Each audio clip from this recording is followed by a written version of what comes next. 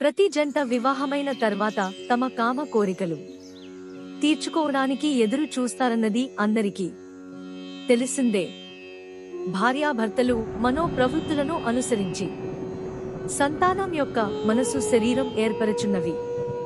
కామ, వీర, ధైర్యం లాంటి వివిధ భావాలలో ఎవరు ఏ భావంతో కలిస్తే అదే భావంతో సంతానము కలుగుతారు.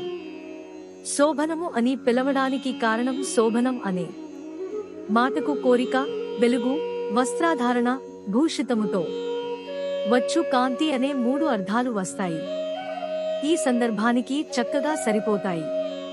గర్భధాన సమయమున పతి తాను ప్రజాపతి అంశ కలవనిగాను భార్యను వసంత రూపమని భావించి కలవాలని ప్రాచీనుల అభిప్రాయం.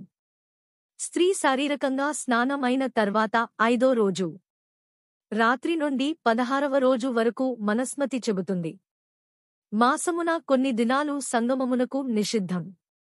సంక్రమణ దినాలు, పండుగలు, పర్వదినాలు, పితృకార్యాలకు ముందు రోజు కూడా సంగమముకు నిషేధము.